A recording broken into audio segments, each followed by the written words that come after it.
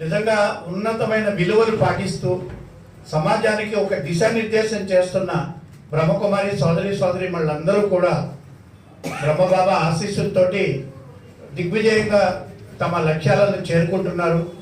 విశాఖపట్నంలో సుమారు 40 ఏళ్ల క్రితం ప్రారంభమైన బ్రహ్మకుమారి సమాజ సేవలు ఈరోజు కొన్ని లక్షల మందికి అందుబాటులోకి వచ్చాయి.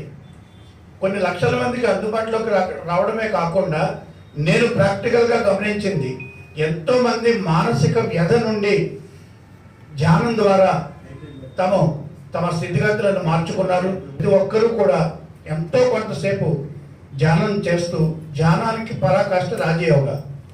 ఆ రాజయోగ కనుక ఆ స్థాయికి చేరుకోగలిగితే వాళ్ళకి అసలు ఈ భూమితో సంబంధం ఉండదు, ఈ ప్రపంచంతో సంబంధం ఉండదు. అంత ఆత్మ ఆనందం లభిస్తుంది. వారు ఖచ్చితంగా పరమేశ్వరుడికి చేరువవుతారు.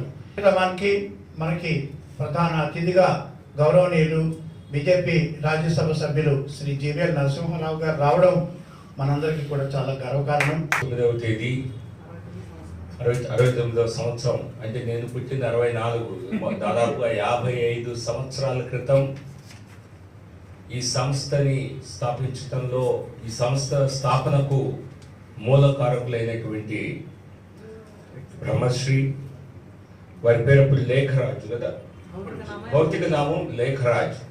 అటువంటి ప్రజాపిత బ్రహ్మ వారి చిత్రపటం ఈరోజు ఇక్కడ విడుదల చేయటం, ఈ కార్యక్రమానికి నన్ను ఆహ్వానించడం, దీనికి ముఖ్యంగా ముందుగా ఇక్కడ ఉన్నటువంటి సిస్టర్స్కి, ప్రముఖులకి, శివలీల గారికి, రామేశ్వర్ గారికి, అలాగే వేదికపై ఉన్నటువంటి ఇతర పెద్దలకు, మిత్రులు వీరభద్రరావు గారికి, వచ్చేసిన పత్రికా మిత్రులకి అందరికీ నమస్కారం. ఒక రకంగా చెప్పాలంటే భారతదేశం ప్రపంచంలో భారతదేశానికి ఏ గుర్తింపు ఉన్నా లేకపోయినా గతంలో ఆధ్యాత్మికంగా భారతదేశం ప్రపంచానికి గురువు.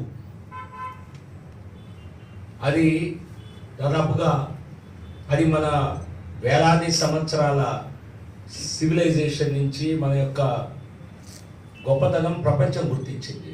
we were the spiritual leaders of the world forever.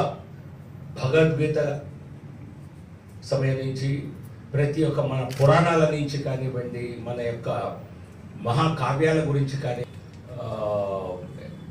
ఆర్థికవేత్తల నుంచి కానివ్వండి, భారతదేశం స్పిరిచువల్గా ఒక గొప్ప నేతృత్వాన్ని ప్రపంచానికి ఇచ్చింది. అటువంటి నేతృత్వాన్ని కాపాడటంలో వందలాది సంవత్సరాలు విదేశీ పాలకులు వచ్చి భారతదేశాన్ని సర్వనాశనం చేయడానికి ప్రయత్నించినప్పటికీ ఆర్థికంగా మనల్ని దెబ్బతీయగలిగారు. మనల్ని, మన దేవాలయాలను పడగొట్టేటువంటి ఒక దారుణమైనటువంటి సంస్కృతి చేశారు.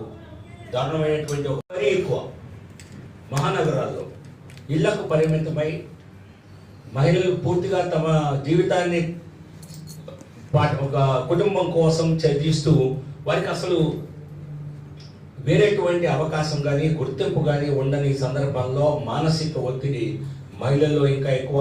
సో అటువంటి